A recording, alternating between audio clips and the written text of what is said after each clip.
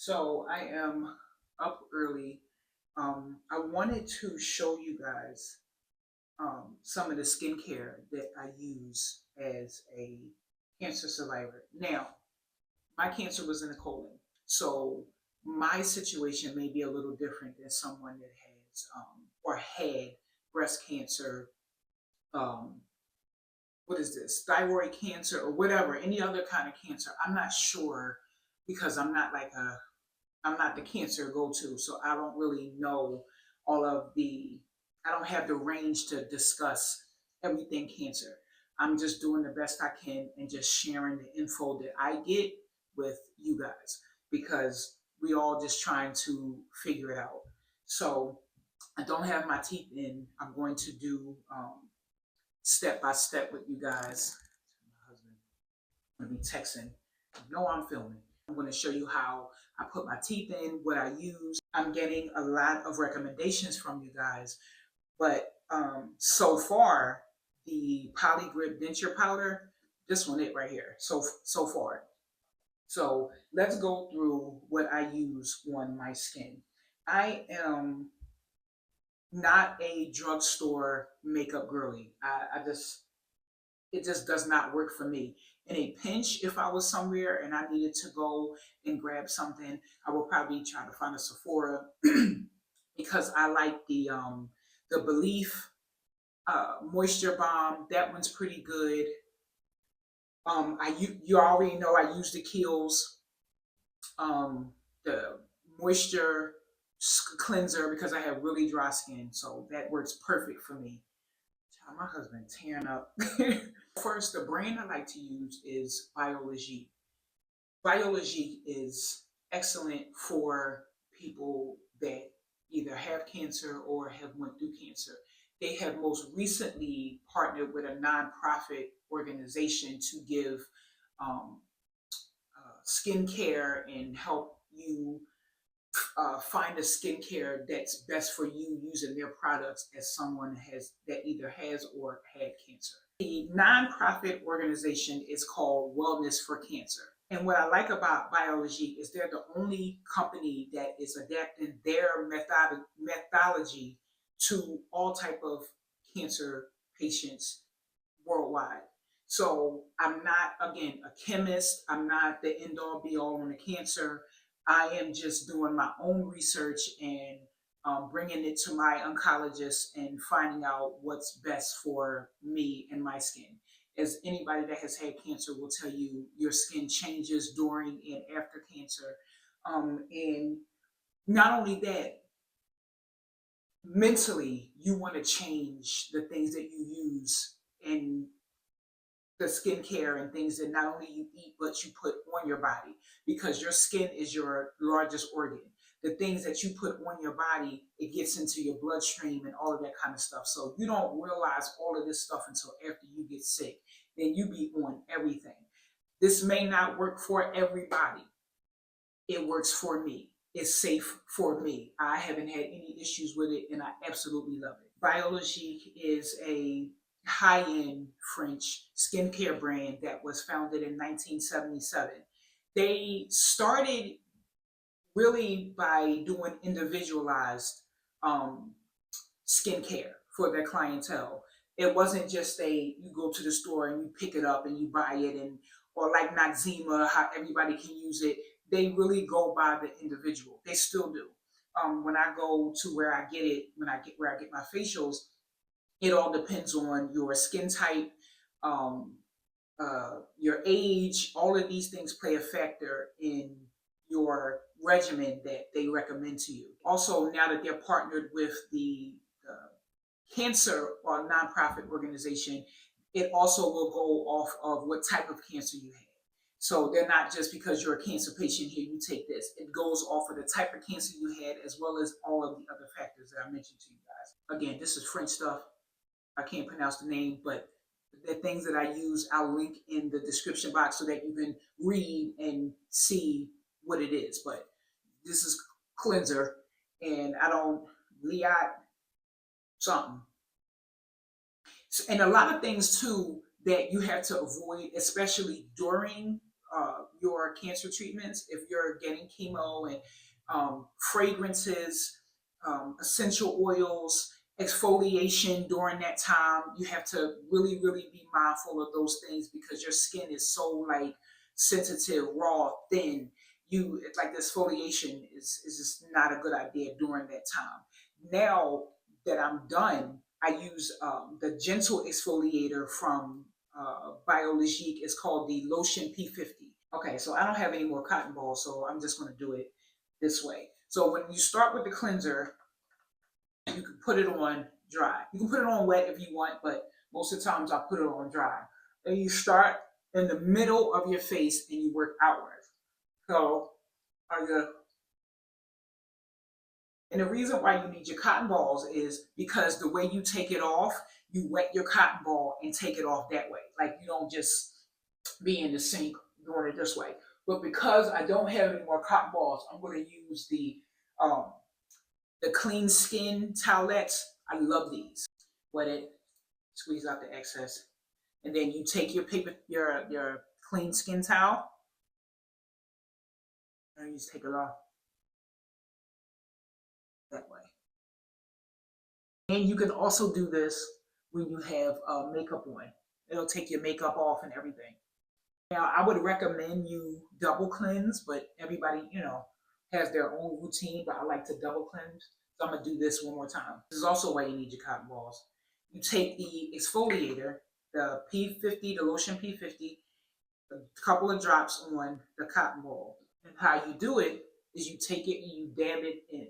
Don't rub this into your skin. You dab it in. Because I'm not gonna lie, when you first use it, it's a very weird feeling. Like it's kind of like somebody opened up the window to your skin and it's like letting the air in. It's if anybody has ever used P50, you know exactly what I'm talking about. It feels so weird. Like it definitely gives exfoliation. It's like your skin is just like all this air is coming through. They have numerous types of P50 gentle exfoliator for all different skin types. I use the P50 1970. It's good for dry skin. The P50, regular P50 is good for, I guess, normal to oily skin, but I have dry skin. So everything that I go for, I try to always look for what will help dry skin the most. While they have numerous of the exfoliators and the cleansers, they also have numerous creams and lotions for your face. My favorite is the Creme Hydrabits.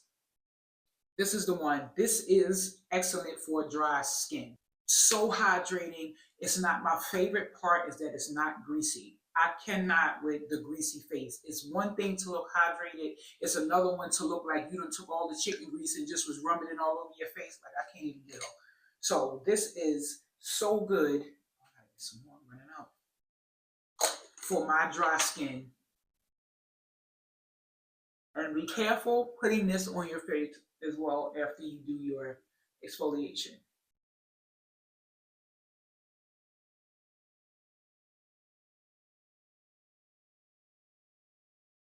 I'm gonna tell you something. Let me tell you a thing when I'm watching videos that grinds my gears. When I watch videos and I see people putting lotion on their face and they like this, I be wanting to go through the screen. Why are you dragging your skin down? I'm not an esthetician. That's my sister. I am not the biggest skincare girly because when I find something, I stick with it. But the dragging of the skin when you put in lotion and stuff on, it's like y'all, I can't even do. That was my skincare routine. They also have masks that you can use. My favorite one is the Mask Vivant. My dry skin girlies, come closer. These Jones here, I got this in a sample and I had used it. My favorite mask, I'm not gonna lie, is the Korean skin mask with the squalane and the squid mousse and all this stuff that they be having in here. It'd be so good for your skin. One of my friends is from the Philippines. He brought me back a bunch of skincare masks from over there. When I tell you I be holding on to these masks for dear life, they something else that probably need to go in the trash, but they not. Now I'm going to show you guys how I put my teeth in. I had an oncology visit a couple days ago. So, first of all, I had to get stuck 2 times. Just please tell me, why do nurses, when you tell them you're a hard stick, they just act like you don't know what you're talking about, like you don't know your own body? Like, I'd be super confused. I'm telling this lady that I'm a hard stick. So she goes and checks my vein or whatever. A lot of times, normally when you get your blood drawn, they go in your arm. 95% of the time, they go in my hands. On the sides of my wrists, because my veins, they shrink, not shrink, they collapse and they move around. So sometimes you can see a vein, you could get there and it'll be like, yeah, no, not today, dog. And it'll go off to the side. And then they got the needle and they searching all around like that. So she goes to stick me, of course, the vein moves. Oh, you are a hard stick.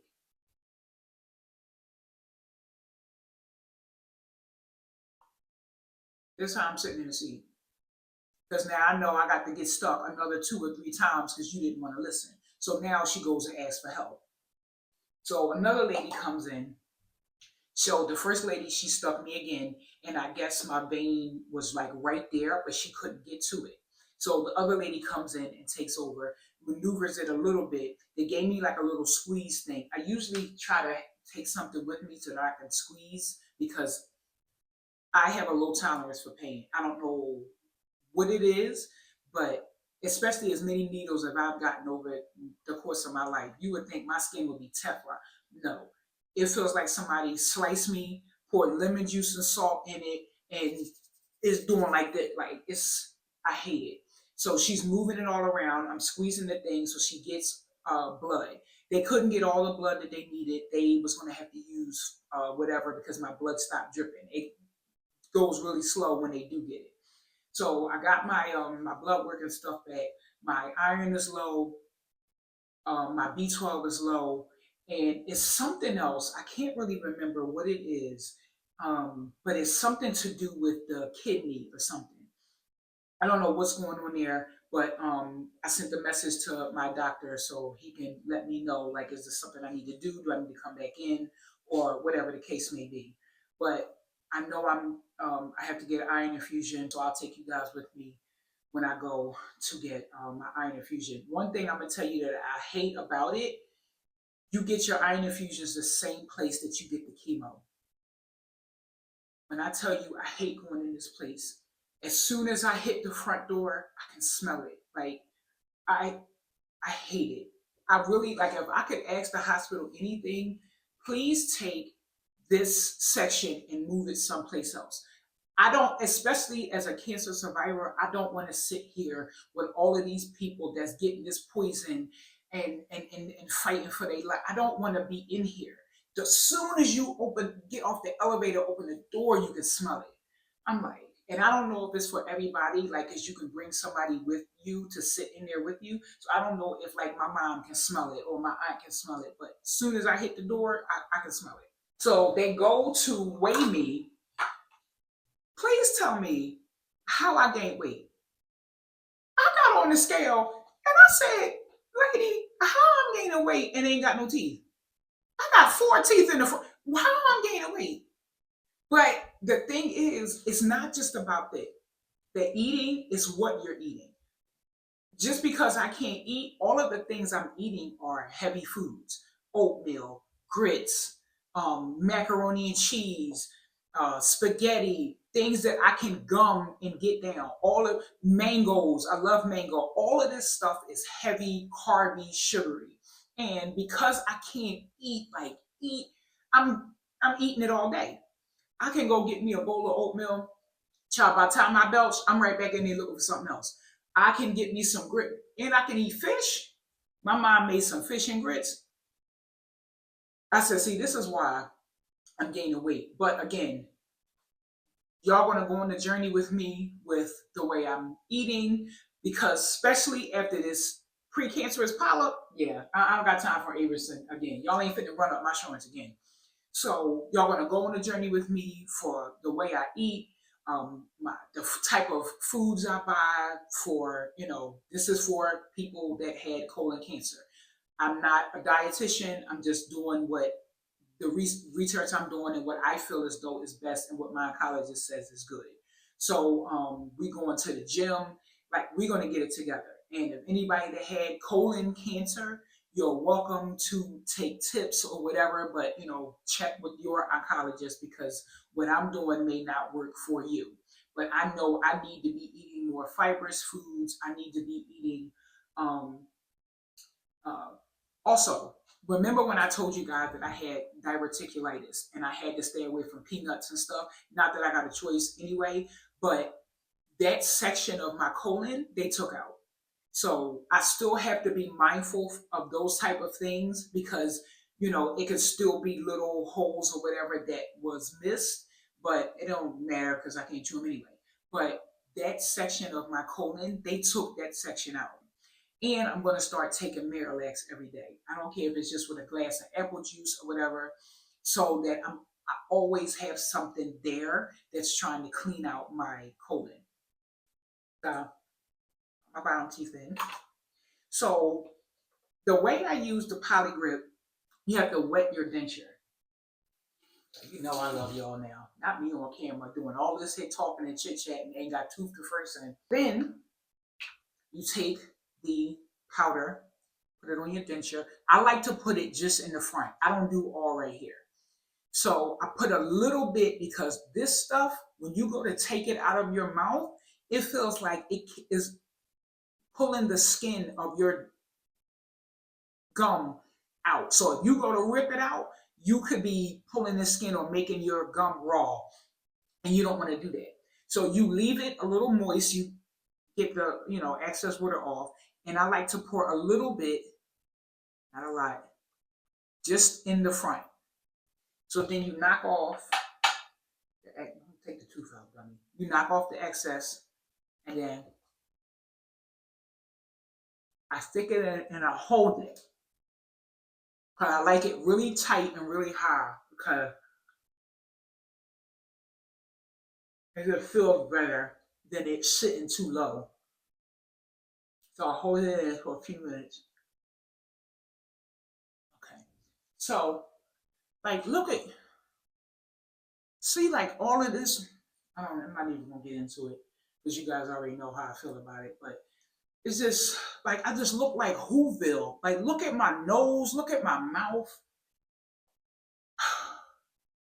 It's like when I look in the mirror, I don't know who this girl is. I'm trying so hard not to just be so. I'm trying to think of the word. It's just so frustrating, this whole thing. Like, oh my God. Like, I be trying to get over it, put some makeup on, get dressed, because so many people are looking at me now. And I don't want to be on here like ripping myself apart, but it's like, I don't know who the hell this girl is. Like, who this? Like, I look like, it's okay. Because guess what? How everybody say you alive. So also too, look at, you see how that's how I've gone. You see that bone at the top? That's what is making everything protrude. So that's why they had to take my top of my gum and file it down like that.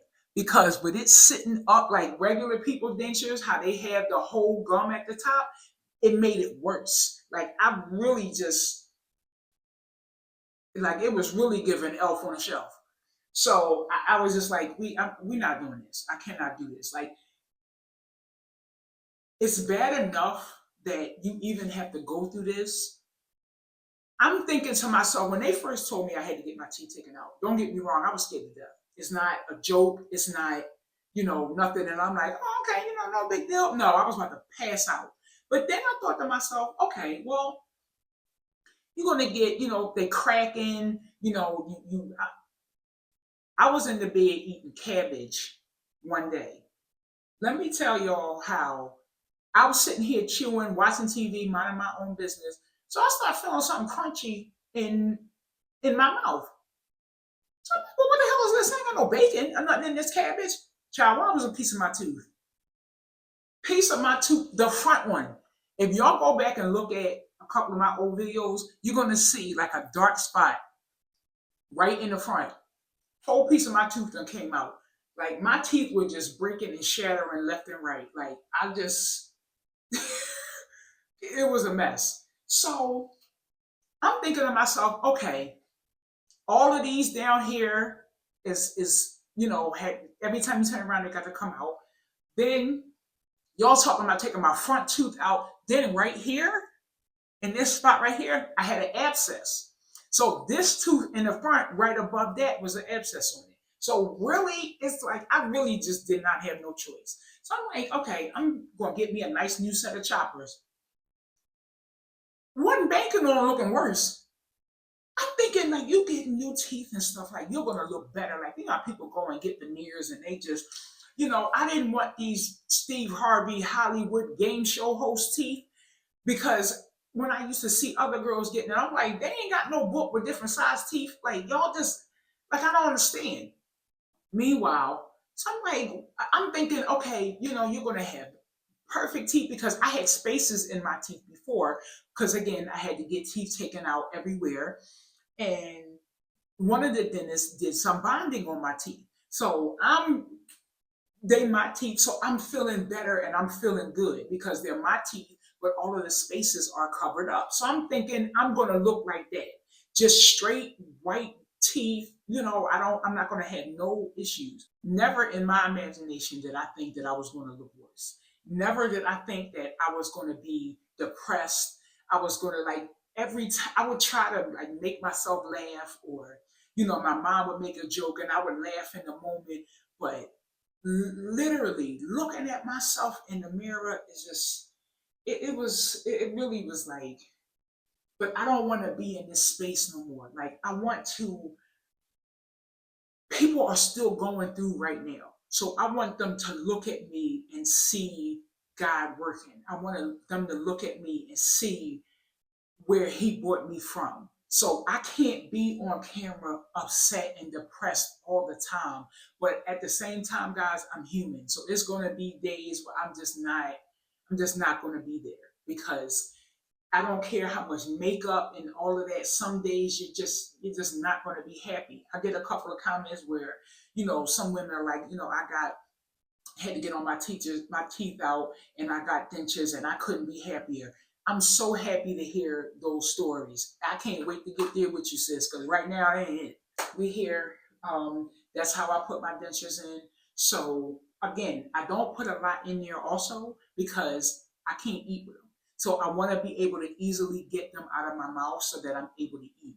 But they're insecure enough so that I'm not talking to somebody and I'm afraid that they're going to droop or shift all around.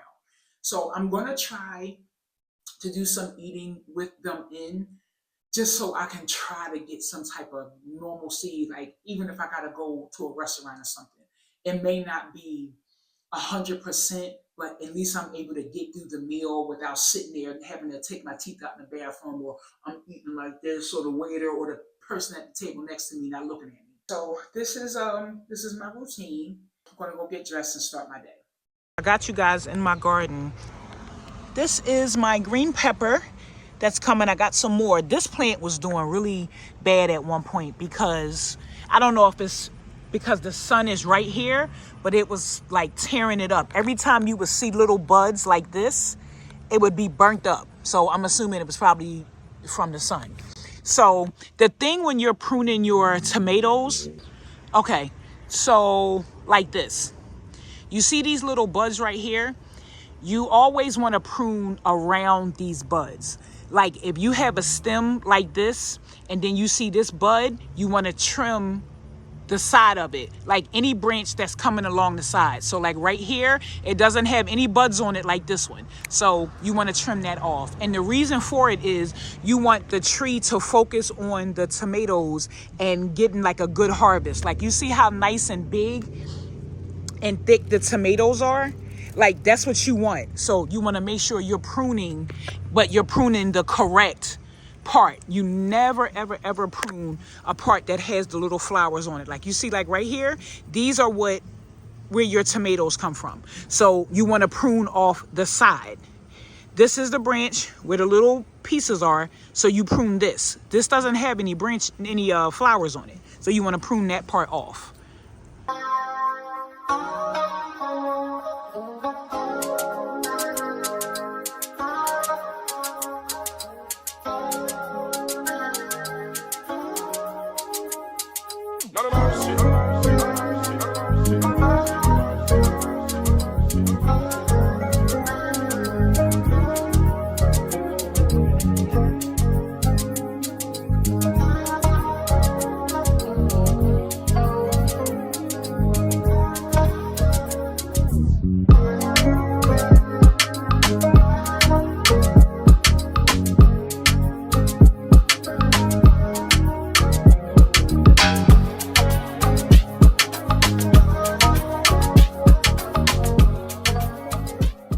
Let me show y'all. This is my eggplant tree. This is where my eggplant came from. And then I have another little bud right here. That's another eggplant coming. 2 more eggplants coming there. So I really want to keep an eye on this and make sure that everything is growing well. This was my dill. Child, that done burnt all up and done. You see the little things all on here, so that I can't eat that. This is my other green pepper tree. I got 1 pepper off of this so far. It was a nice size. It's still in the refrigerator. I'll show you guys. This is my other basil right there. Ooh, I got a tomato that can come off. I'm gonna cut the whole thing off. Look how beautiful this is. And that can finish turning red on my counter. These were string beans. Look at the string beans. I had all of these string beans. When I tell you I was so excited to come get these string beans, they were perfect one day. Child, I came out here about a day or 2 later, the sun done tore them out the frame. Look at my string beans. Child, the ghetto. I have a bunch of, what's these things? Chives down here that I'm gonna come and cut some of it down because it's growing really well. I have a rose bush here and some more marigolds. Marigolds are really good for your garden.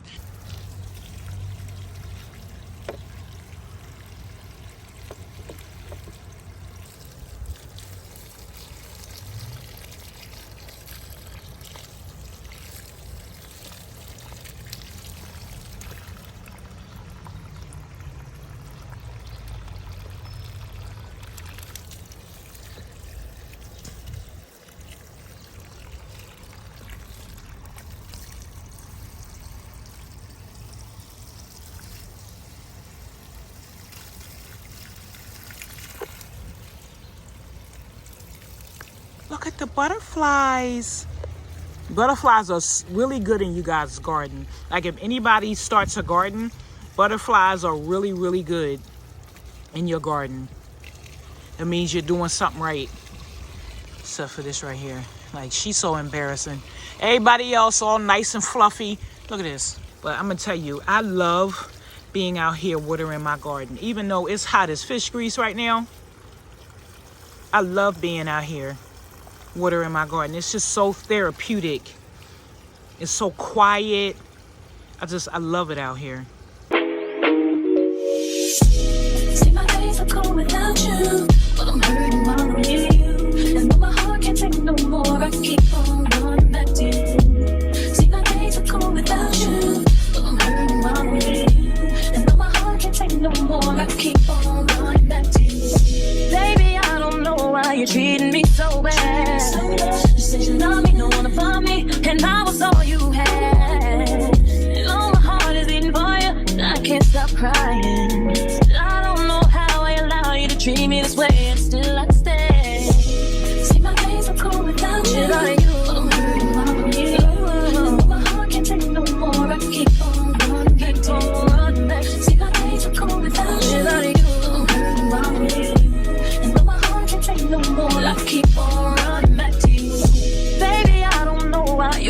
do me wrong. See, when I'm home, I'm all alone, and you are always gone. Boy, you know I really love you, I can't deny. I can't see how you could bring me to so many tears after all these years. I'm back in the car. I just made a couple stops to farmers market and the supermarket.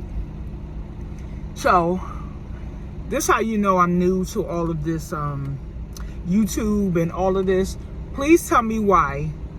I could have sworn that I pressed the button to work when I was working out. Child, ain't record a thing.